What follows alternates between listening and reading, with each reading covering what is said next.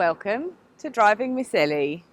It's good to see you back. Hopefully you are back and you will continue to join us for our journey.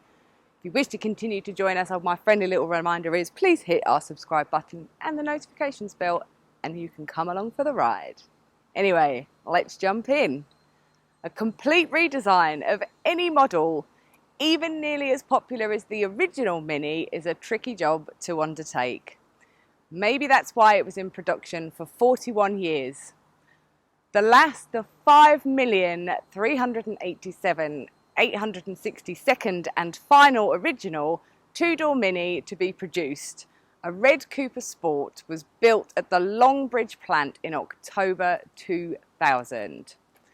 The car was driven off the production line by the pop singer Lulu and was subsequently housed at the Heritage Motor Centre in Gaydon, alongside the first Mini Mark I ever made. Next, BMW, who acquired the Rover Group in 1994, were planning an all-new Mini right from the start, and by 2001 it was ready for the showrooms. The BMW Mini was not to be sold through the Rover Group network, but instead alongside BMWs in a separate showroom under the same roof.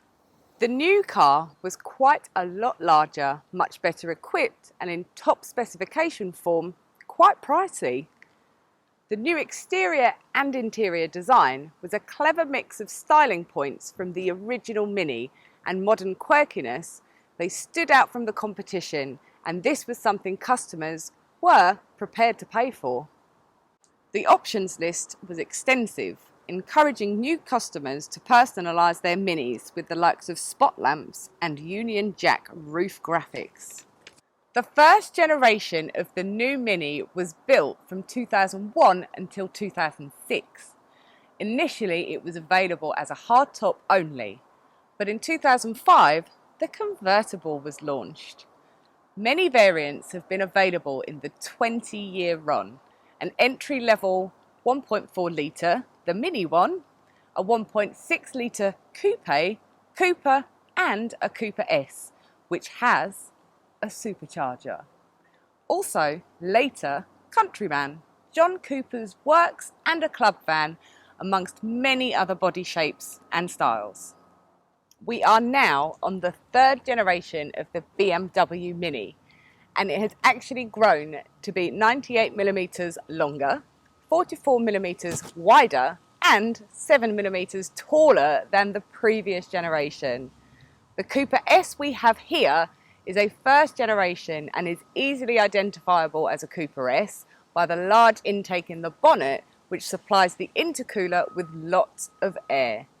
In this top-of-the-range form, it seems a luxurious little car, and with all the optional extras, it does make you wonder whether any two cars have exactly the same spec.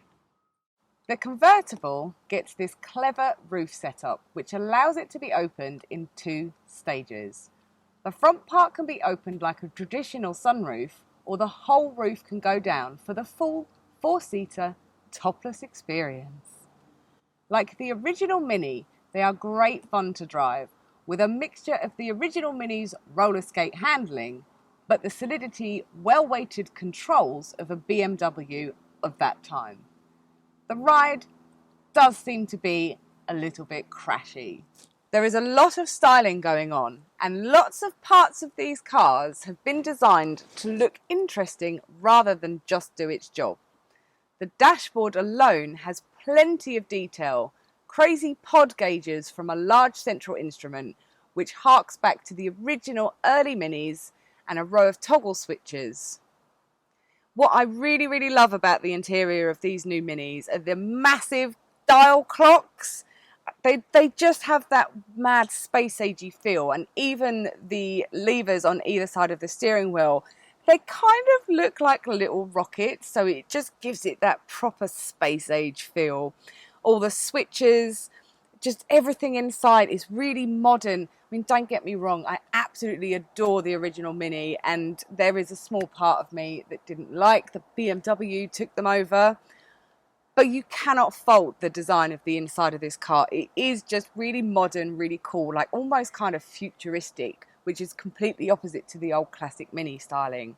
It's just, yeah, it's fun. It's cool, it's fun. The Mini we have here today is a 2005 model, has extras including heated leather seats, xenon headlights and aircon. And in its Coupe-esque guise, it's pretty damn quick. And with the roof down, a great summertime drive. As usual on this channel, cars in films.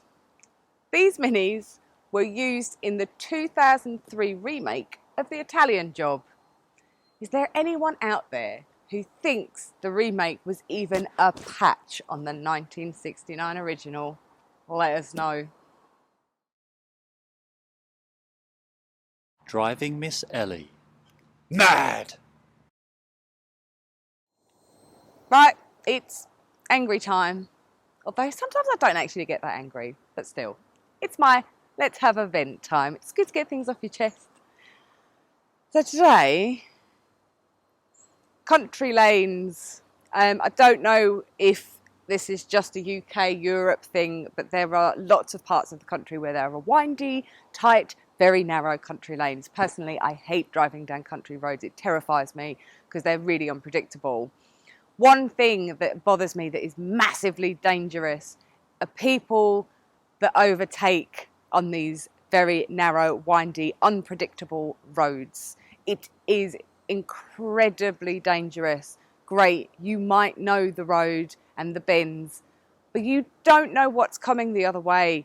You can't predict that there might be a van or a lorry or another driver, and it is just a recipe for disaster and a bad accident.